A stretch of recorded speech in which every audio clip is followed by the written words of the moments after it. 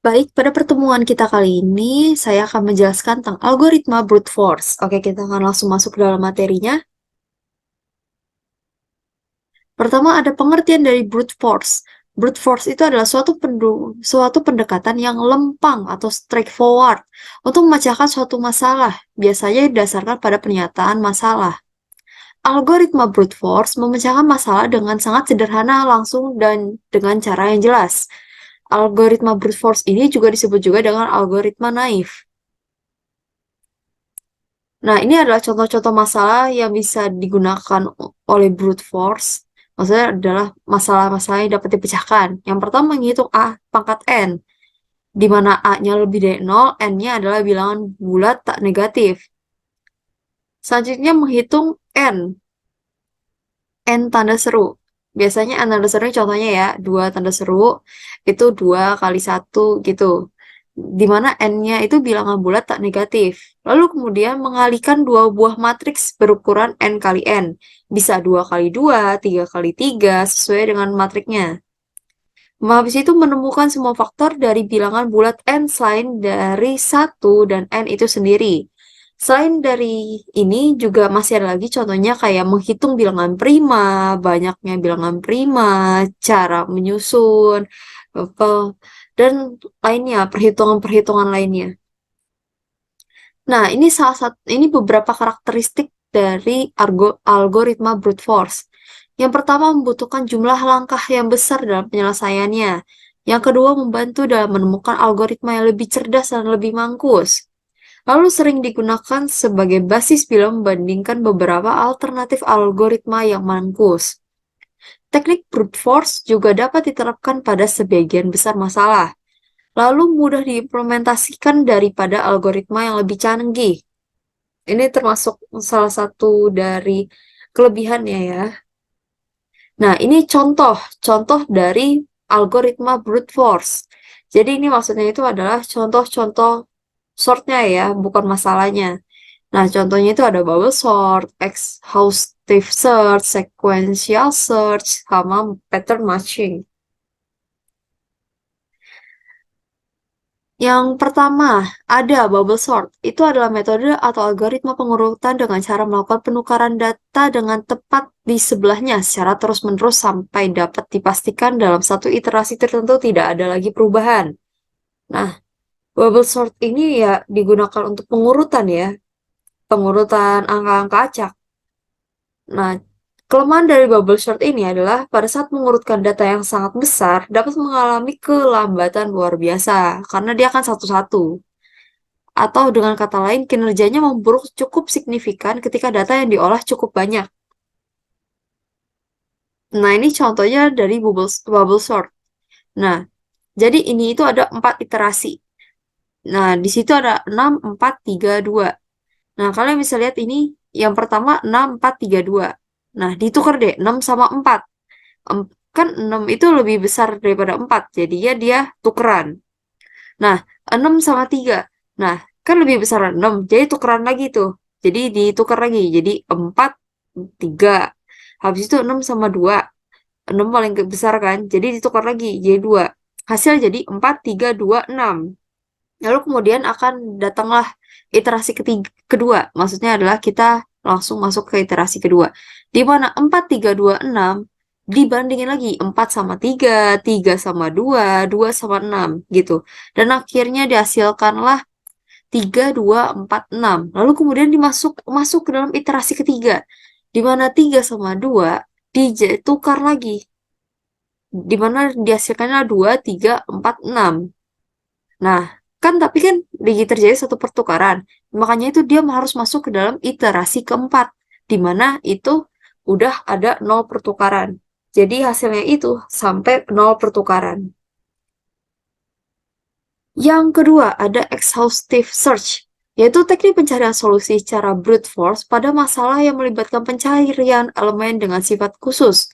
Biasanya di antara objek-objek kombinatorik seperti permutasi, kombinasi, atau himpunan bagian dari sebuah himpunan. Nah, contoh masalah yang sering diasosiasikan dengan exhaustive search atau brute force adalah masalah traveling salesperson problem atau TSP. Nah, ini contoh dari exhaustive search ya. Kalian bisa lihat itu rutenya itu yang ada A, B, C, D. Nah, itu kan ada banyak angka-angkanya ya. Nah, itu adalah bobot. Jadi kayak 15, 10, 12, 5, 9 itu adalah bobot. Nah, kita cari dari perjalanan itu dari A ke A lagi. Bobot yang paling kecil tuh berapa? Seperti itu. Nah, kalian bisa lihat di sini dihasilkannya itu bobot paling kecil itu 32. Di mana dari A ke C, habis itu ke B, habis itu ke D, habis itu ke A lagi. Nah, itu dihasilkan 32. Atau dari A ke D, ke B, ke C, habis itu ke A lagi. Nah, itu juga 32. Lalu kemudian ada sequential search. Adalah salah satu algoritma pencarian data yang biasa digunakan untuk data yang berpola acak atau belum terurut. Nah, algoritma ini biasanya akan mencari data sesuai dengan kata kunci yang diberikan, mulai dari elemen awal pada array hingga elemen akhir array. Nah, ini contoh dari sequential search ya. Jadi ada 1, 2, 3, 4, 5, 6, 7. Ada 7. Ada 7 data. Dicari deh angka 5. Nah, yang pertama 19, yang pertama kan angka 19, nggak bisa. Kalian bisa lihat tuh di langkah-langkahnya, lalu dia yang angka 27 sama nggak? Maksudnya dia angka 5 nggak? Enggak ternyata. Tapi ditemukanlah di bagian kedua. Gara-gara ini array, ini kan misalnya array ya. Nah, indeks yang pertama itu pasti 0. Makanya itu, tulisannya item 5 ditemukan pada indeks kedua. Yang ketiga, ada pattern matching atau teknik dalam pemrograman komputer yang digunakan untuk mencari pola atau kesamaan antara dua atau lebih data. Nah, pola ini yang dicari dapat berupa karakter, kata, frasa, atau bahkan struktur data yang lebih kompleks. Nah, teknik ini juga sering digunakan untuk pengolahan teks, pengenalan suara, dan pengenalan gambar. Jadi ada pattern ya, ada pola-polanya. Nah, kita disuruh, jadi pattern matching ini gunanya buat apa sih? Buat cari pola, cari yang sama. Nah, ini contohnya kayak gini nih.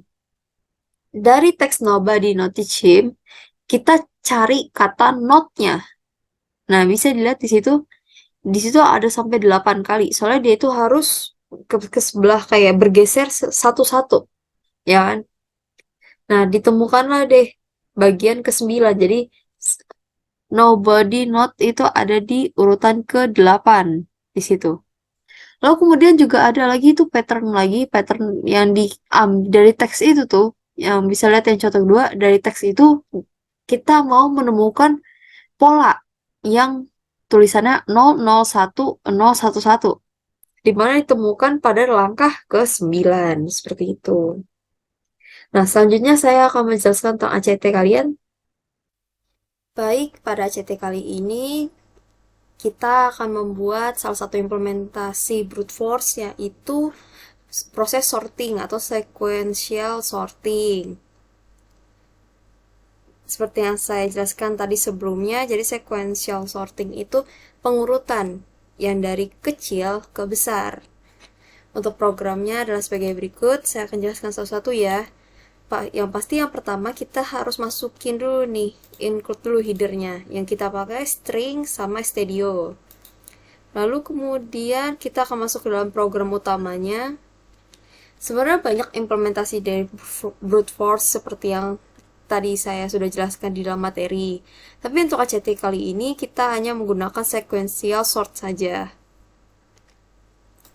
Nah, jadi pertama kita deklarasi ini variabelnya dengan tipe data integer yaitu i, j, temp, n, sama bilangan yang merupakan array berisi 100. Lalu kita ngeprint nih atau mencetak sorting bilangan untuk judul. Lalu kita mengeprint lagi, masukkan jumlah bilangan. Nah, ini fungsi decoder ini dan scanf ini fungsinya untuk berapa banyak nilai yang akan kamu masukkan. Dan diketahui bahwa kamu bisa masukin nilainya berapa aja, tapi maksimal 100. Soalnya ini cuma bisa nyimpen 100, seperti itu. Lalu kemudian kita membuat perulangan yang ini. Perulangan for dengan aturannya i-nya sama dengan 0 dan akan berjalan setiap i-nya kurang dari n, dan setiap berjalan i-nya akan bertambah terus atau bertambah 1. Nah, setiap perulangan ini, jadi fungsi dari perulangan ini tuh untuk nyimpen nilai dari elemen data yang kau masukin ini, dimana nanti disimpan di array bilangan ini. Nah, kan kita deklarasiin bilangan ini maksimal 100. Makanya itu, kalian gak boleh deh isi ini lebih dari 100. Seperti itu. Kemudian, yang kita akan masuk dalam perulangan ini, nested loop. Nah, ini perulangan for sama perulangan for. Yang pertama kita pakai i-nya itu sama dengan 0, perulangannya akan jalan dengan inisiasinya itu i-nya sama dengan 0. Bahkan berjalan setiap i-nya kurang dari n-1, dan setiap perulangan jalan i-nya akan terus bertambah 1. Nah, dan dia kan nested loop, makanya itu di dalamnya itu ada looping lagi, looping for, dimana j-nya itu sama dengan n dikurang 1, dimana kondisinya itu j harus lebih besar daripada i. Tetapi setiap perulangan berjalan, j-nya itu akan berkurang terus. Nah, fungsi dari codingan ini, fungsinya untuk melakukan sorting. Maksudnya apa? Gini, jadi ini fungsinya ini nih. Kan kita bisa lihat kalau seandainya i itu lebih besar daripada j, maka nanti i-nya itu disimpan deh ke j. Nah, nanti j-nya ini disimpan lagi ke temp. Intinya adalah selama bilangan i-nya itu lebih besar daripada j, maka akan disimpan dia disimpan terus sampai akhirnya perulangan ini akan terus berjalan sampai akhirnya habis dan dalam kondisi terurut. Maksudnya terurut apa? Maksudnya gini, pas kalian kan di proses sorting kan, jadi yang contohnya paling gede itu paling depan ya kan, lalu kemudian akan bertambah jadi belakang, dipindahin jadi ke belakang, habis itu berurut lagi, dan itu kan langsung berulang terus sampai akhirnya pengurutannya itu benar. Nah, oleh karena itu perulangan ini itu sangat penting pastinya, karena perulangan ini itu fungsinya untuk menyimpan elemen-elemen atau bilangan-bilangan yang sudah diurutkan, maksudnya yang udah bener, seperti itu. Nah, lalu kemudian perulangan ini, kita akan buat perulangan lagi yang ini. Perulangan ini tuh ya, fungsinya untuk mencetak. Dia untuk mencetak dan mengecek lagi. Kan gini, jadi seakan-akan gini, di sini prosesnya, di sini verifikasinya. Jadi yang ini proses buat pengurutannya. Di sini itu anggapnya di sini menurut kodenya bener lah. Dari 1 sampai 10 contohnya, dan itu betul. Nah, nanti diseleksi lagi di sini. Maksudnya sekalian diseleksi, sekalian dicetak. Jadi, oh, udah betul nih. Ah, cetak lah. Nah, di sini cetaknya. Dengan perulangan ya, perulangan lagi, i-nya sama dengan 0, i-nya kurang dari n kondisinya, dan setiap perulangan i-nya tambah terus. Nah, tuh bisa dilihat di sini. Jadi setiap perulangannya jalan, dia akan ngeprint deh bilangan i-nya. Jadi yang disimpan tadi sebelumnya di sini nih. Nah, dia akan di-print. Nah, ini buat ngeceknya nih. Bener gak sih kalau seandainya i-nya bukan sama dengan n-1, maka di-print lah koma.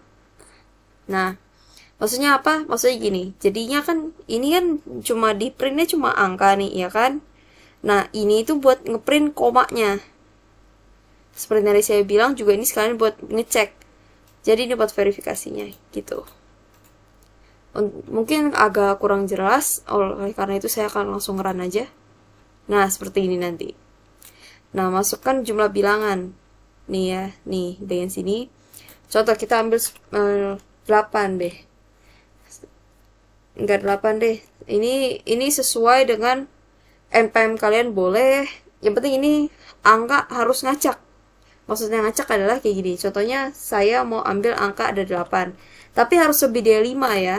Wajib lebih dari 5. Oke? Contoh, nih bilangan ke satunya saya 9. Habis itu 5, 1, 7, 3, 6, 1, 8, 9. Nah, bisa dilihat di sini ada angka yang kembar. Nah, nanti pas saya masukin elemen, dia akan ambil di sini. Dia berada di sini. Pada saat proses sorting, dia akan ada di sini prosesnya. Lalu pada saat dicetak ini, maka dia sudah sampai di proses ini, kode ini. Baik, sekian pertemuan kita kali ini. Jika ada yang ingin bertanya atau masih bingung tentang materinya kayak gimana, atau cara kerja decodingannya kayak gimana, kalian bisa langsung tanyakan saya di Gmeet, atau sekalian aja langsung tanya di PC juga gak apa-apa. Terima kasih.